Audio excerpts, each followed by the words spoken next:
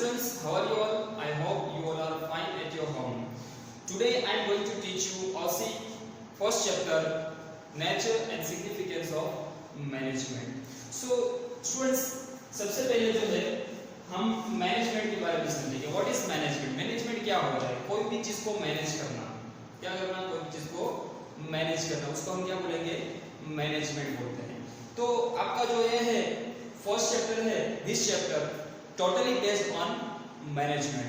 सबसे पहले इसकी हम डेफिनेशन पढ़ लेते हैं कि management is a process of getting things done with the aim of achieving. क्या बताएं यहीं पे कि मैनेजमेंट क्या है? एक प्रोसेस है. क्या है? प्रोसेस है. इट मींस मैनेजमेंट जो है इसके अंदर बहुत ही लेंथी प्रोसेस है, बहुत ही लंबी प्रोसेस है. तो सबसे पहले तो हमको ये पता चला कि मैनेजमेंट ये वो क्या है? प्रोसेस है of getting things done with the aim of achieving goals. क्या करना? हमारे गोल को क्या करना? अचीव करना, सिद्ध करने के लिए जो प्रोसेस की जाती है, that's called management.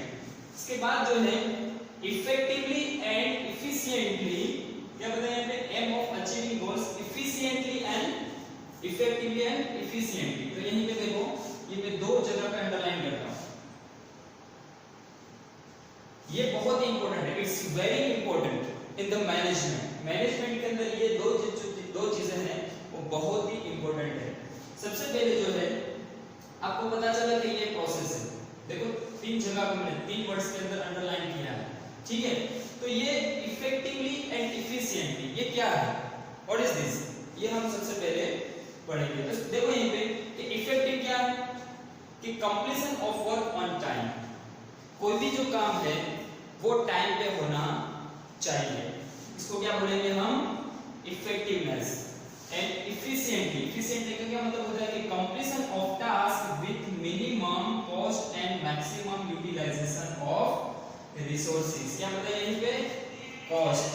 Completion of task with minimum cost, बहुत ही कम पैसे के अंदर, बहुत ही कम कॉस्ट के अंदर जो है क्या होना चाहिए? टास्क कंप्लीट होना चाहिए. तो सबसे पहले देखो यहीं पे कि इफेक्टिवनेस क्या है? तो इफेक्टिवनेस के अंदर जो है क्या होना चाहिए? वर्क टाइम पे होना चाहिए.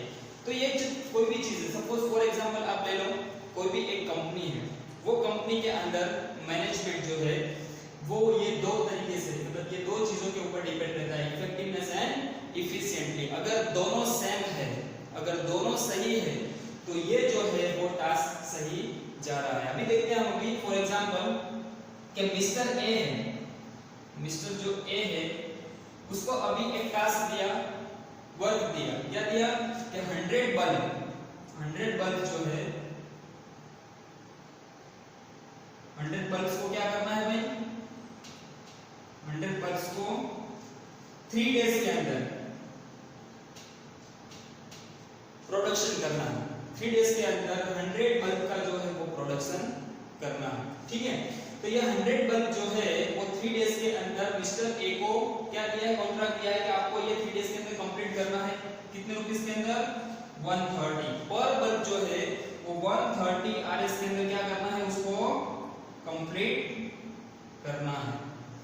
तो फॉर एग्जांपल यहीं पे देखो, ये मिस्टर बल्ब को 100 बल्ब जो है वो 3 डेज के अंदर 130 रुपीस के अंदर क्या किया? उसको कॉन्ट्रैक्ट दिया. ठीक है, तो मिस्टर ए जो है वो 3 डेज के अंदर जो है वो 100 बल्ब क्या करता है? प्रोड्यूस कर लेता है, कंप्लीट कर लेता है, मतलब प्रोड्यूस कर लेता है, उसका प्रोडक्शन कर लेता है. लेकिन उसका जो कॉस्ट है वो 130 की जगह पे कितना हो जाता है? 150 हो जाता है. तो क्या ये जो है इफेक्टिवनेस है? यस, इफेक्टिवनेस है. उसने क्या किया? 3 डेज के अंदर जो है वो 100 बल्ब्स का क्या किया? प्रोडक्शन कर लिया. बट क्या वो मिस्टर ए है वो इफिशिएंटली है? No, it's not efficiently. Why? What is the reason behind it? तो रीजन ये है कि उसको जो है दिया था 130 रुपीस के अंदर, लेकिन उसने क्या किया?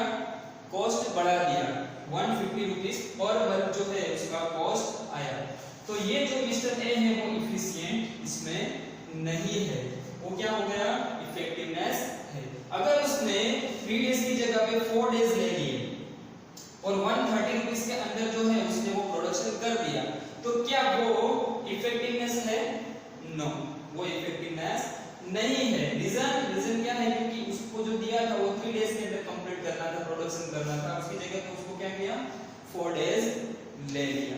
तो इसके अंदर जो है मैनेजमेंट के अंदर प्रॉपरली मैनेजमेंट होना चाहिए, कंप्लीट जो है मैनेजमेंट होना चाहिए, वो भी टाइम पे और वो भी मिनिमम कॉस्ट के अंदर। दैट इज व्हाई यहीं में लिखा हुआ है कि कंप्लीशन ऑफ टास्क। क्या है यहीं पे कि कोई भी जो कार्य है, टास्क है, वो विद मिनिमम कॉस्ट, बहुत ही कम मात्रा के अंदर, और मैक्सिमम यूटिलाइजेशन।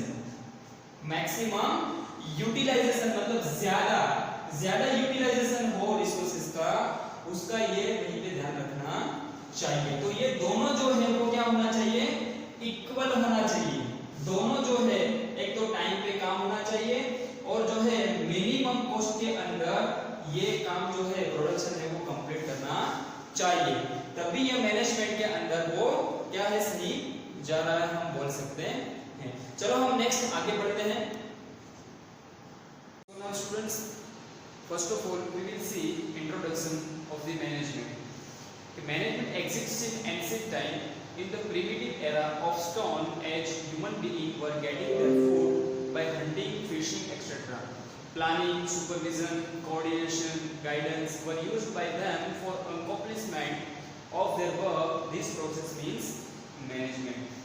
तो यहीं पे क्या बोला है कि मैनेजमेंट की जो शुरुआत है बहुत प्राचीन समय में हुई थी। पहले युग में आदमी एनिमल्स के शिकार करके अपना फूड क्या लेते थे, अपना गुजारा चलाते थे। इसके लिए एक से ज्यादा जो है वो आदमी की जरूरत पड़ती थी। नेक्स्ट अभी हम देखेंगे मीनिंग ऑफ मैनेजमेंट, कि what is the meaning of management. तो क्या है यहीं पे, man is a social animal, he lives in groups, he receives cooperation of others to achieve the objectives. To know the concept of management, it becomes necessary to understand the meaning of management. Many writers have explained the meaning of management from different viewpoints. तो ये भी क्या दिया है कि human एक social animal है, वो सभी के साथ में अपनी लाइफ जीते हैं। क्या है, सभी साथ में अपनी लाइफ जीते हैं, अपने गोल को सिद्ध करने के लिए दूसरों का सहारा लेते हैं। क्या पता है यहाँ पे कि अपना जो भी गोल है उसको सिद्ध करने के लिए दूसरों का सहारा लेते हैं। मैनेजमेंट का क्या समझने के लिए उसका अर्थ समझना पड़ता है।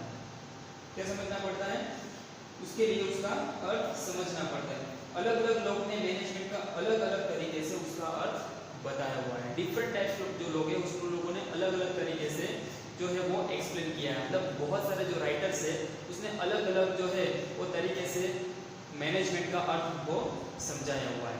तो सबसे पहले देखिए यहीं पे कि as per an expert management is the art of getting things done through others. According to Livingstone, management is a function of achieving predetermined objective of a business unit with the use of minimum time and cost as well as by making efficient use of available resources. यहीं पे देखो सबसे पहले कि ये जो expert है उसने क्या बताया हुआ है कि एक एक्सपर्ट के हिसाब से मैनेजमेंट का मतलब जो होता है वो दूसरे लोगों के पास में काम लेने की कला। क्या है यहाँ पे, management is the art of getting things done through other. मतलब जो है कि उसका मतलब है कि दूसरे लोगों के पास से काम लेने की कला, उसको भी मैनेजमेंट बोलते हैं। दूसरा यहीं पे बताया अकॉर्डिंग टू लिविंगस्टन, मतलब क्या है कि लिविंगस्टन के मुताबिक मिनिमम टाइम और खर्च अवेलेबल जो मशीनरी है उसका अच्छे से उपयोग करके जो गोल डिसाइड किया हुआ है उसको सिद्ध करना, और उसको क्या बोलते हैं, मैनेजमेंट बोलते हैं। कि मिनिमम टाइम और खर्च हो, मिनिमम टाइम और खर्च हो, और ज्यादा जो मशीनरी है वो मशीनरी का जो है वो अच्छे से उपयोग करे, क्या करे, उसका यूटिलाइज करे, और जो अपना गोल डिसाइड किया हुआ है उसको सिद्ध करना क्या है, मैनेजमेंट बोलते हैं। थर्ड जो है यहीं पे एक्सपर्ट के मुताबिक क्या बोलते हैं कि according to George R Terry, management is such a process which plans and controls man, machine, materials, method, money and market. It provides leadership, coordination and direction to human efforts which helps to achieve the business objective. यहाँ पे क्या according to George टेरी के मुताबिक क्या है यहाँ पे कि मैनेजमेंट एक ऐसी प्रवृत्ति है जो मशीनरी, मेथड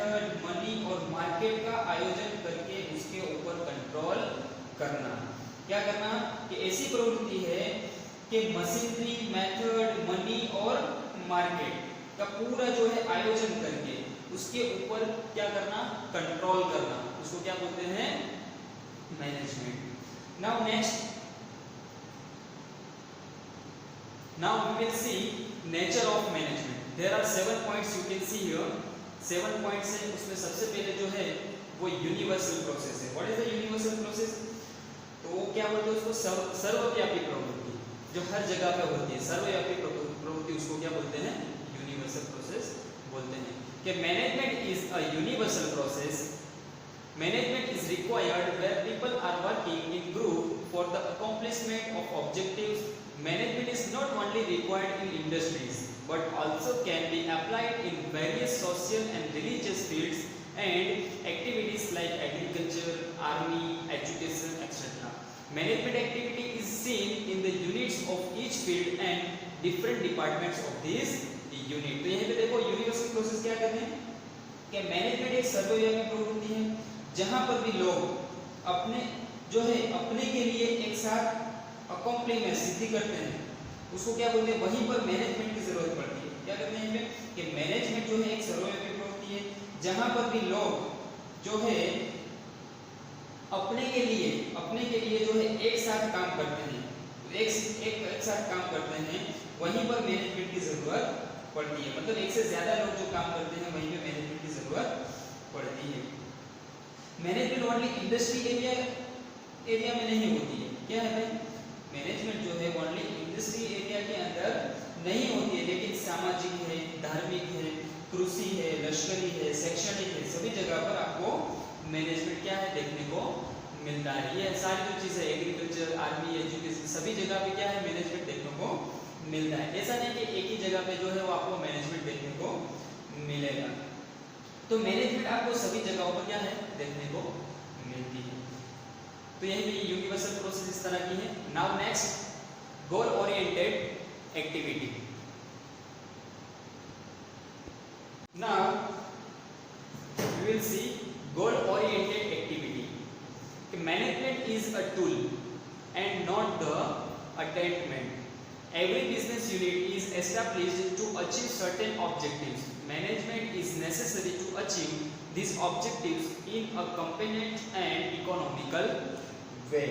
तो ये भी क्या बताया हुआ है कि मैनेजमेंट एक टूल है, एक साधन है, साध्य नहीं है। अटेन्मेंट का क्या मतलब होता है, साध्य। तो जो मैनेजमेंट है एक टूल है, साधन है, साध्य नहीं है।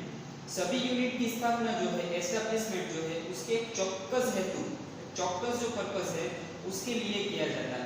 कोई भी अगर एस्टेब्लिशमेंट किया जाता है, कोई कंपनी का हो या कोई बिजनेस यूनिट, अगर कोई बड़ा से बड़ी कंपनी या फिर कोई शॉप है उसका अगर एस्टेब्लिशमेंट किया जाता है तो कोई एक पर्पस है, उसका कोई चौक्कस हेतु है, उसके लिए क्या किया जाता है, वो एस्टेब्लिशमेंट किया जाता है। और वो क्या है, हेतु को सिद्ध करने के लिए किया जाता है। क्या है, कोई भी एस्टेब्लिशमेंट है वो अपना जो गोल है उसको क्या करने के लिए, सिद्ध करने के लिए किया जाता है। तो ये है गोल ओरिएंटेड एक्टिविटी। थर्ड देखेंगे हम, group activity. Management is a collective activity carried out by 2 or more people. Management is required where 2 or more people are working together for the accomplishment of predetermined objective. यहीं पे देखो group activity क्या है कि management 2 और 2 से ज्यादा आदमी की प्रवृत्ति है, जहां पर 2 से ज्यादा आदमी पहले से डिसाइड किया हुआ गोल को सिद्ध करने के लिए काम करते हैं। क्या करते हैं, जो पहले से गोल को डिसाइड किया हुआ है उसको सिद्ध करने के लिए काम करते हैं, वहीं पर क्या है मैनेजमेंट जरूरी है। तो ये ग्रुप एक्टिविटी के अंदर कुछ इस तरह से था। नाउ देखेंगे हम नेक्स्ट, कंटिन्यूअस प्रोसेस। कि management is a continuous process. Once began, it becomes difficult to discontinue it. Management is goal-oriented, yet it does not stop after the achievement of objectives. New objectives and targets are decided by the business unit. The cycle of defining objectives, achieving them, and redefining them continuously goes on. Continuous process क्या है, तो continuous जो process है management एक continuous process है। एक बार चालू होने के बाद उसको बंद नहीं कर सकते। मैनेजमेंट जो है उसका ध्येय लक्ष्य होता है, लेकिन गोल अचीव करने के बाद उसकी प्रक्रिया जो है वो बंद नहीं होती है। नया ऑब्जेक्टिव्स और नया टारगेट मैनेजमेंट के द्वारा ही बनाया जाता है। ऐसे ही उसकी साइकिल जो है वो चलती रहती है। क्या है मैनेजमेंट? तो कंटिन्यू प्रोसेस है, एक बार चालू होने के बाद क्या है उसको बंद नहीं कर सकते। मैनेजमेंट क्या है वो ध्येय लक्ष्य होता है, ध्येय लक्ष्य होता है, लेकिन जो है गोल अचीव करने के बाद उसकी जो प्रक्रिया है, उसका जो काम है, उसका जो वर्क है वो बंद नहीं होता है। वो क्या है कंटिन्यूअसली उसकी साइकिल जो है वो चलती रहती है। ये है कंटिन्यूअस प्रोसेस। नाउ नेक्स्ट है ह्यूमन प्रोसेस। तो management process is limited to human activities in spite of its universality. Human element is the most significant element in the management. Other means of production are useless without man. Management is done by the human being and for the human being. Man is in the center of management. It's very important. क्या है man is the center of management. Thus it is a human process which is done by and for the man. तो यहीं पे देखो human process क्या है कि management मानव का स्थान बहुत इंपॉर्टेंट है। मैनेजमेंट में क्या है जो मानवीय है, जो आदमी है, उसका स्थान बहुत ही इंपॉर्टेंट है। बिना मानवीय का जो है प्रोडक्शन पॉसिबल नहीं है। मैनेजमेंट जो है वो मानवीय के लिए होता है और मानवीय के द्वारा ही होता है। मानवीय के लिए होता है और मानवीय के द्वारा ही होता है। एक तो वो आदमी के लिए है और आदमी के द्वारा ही होता है मैनेजमेंट। तो ये मैनेजमेंट में मानवीय जो है वो केंद्र स्थान पे है, मतलब सेंटर पॉइंट पे है। देखो ये क्या है, man is the centre of management. Next decision process. तो decision process is a function of management. Management has to take decisions constantly while managing business. No work can be done without taking decisions. After taking decisions, management has to proceed to implement it. Thus, decision process is a function of management. It's very important point, decision process. You have to take decision process anyhow. You have to take a decision in the business. आपको जो है business के अंदर decision लेना पड़ेगा। Without decision आप कुछ नहीं कर सकते। तो क्या है डिसीजन प्रोसेस है वो एक मैनेजमेंट का काम करती है। क्या करती है? मैनेजमेंट का काम करती है। मैनेजमेंट जो है वो कंटिन्यूअसली डिसीजन लेना पड़ता है। मैनेज जो भी बिजनेस को मैनेज करता है उसको कंटिन्यूअसली जो है वो डिसीजन क्या करना पड़ता है? लेना पड़ता है। डिसीजन लिए बिना जो है कोई भी काम को नहीं कर सकता, नहीं हो सकता, ये पॉसिबल नहीं है। डिसीजन लेने के बाद जो है उसके ऊपर अमल भी होता है, वो मैनेजमेंट को देखना पड़ता है। डिसीजन जो ले लिया इसके बाद क्या करना पड़ता है? मैनेजमेंट को देखना पड़ता है कि इसके अंदर इंप्लीमेंट हुआ या नहीं हुआ। Last point we will see science, art and profession. Like science, management has its own rules और प्रिंसिपल्स। क्या यहीं पे कि जैसे साइंस के अंदर जो है उसके खुद के रूल्स और प्रिंसिपल्स जो है उसके सिद्धांत और रूल्स है, इसी तरह जो है इसमें भी मैनेजमेंट में भी रूल्स और कुछ प्रिंसिपल्स है। तो hence many writers consider management as a science. Man is an important factor of management. Therefore, getting work done from him requires proficiency, intelligence, cleverness, and insight. It's very important. You can see it's known as art of getting the work done. Management of a modern business unit is handed over to trained and expert people.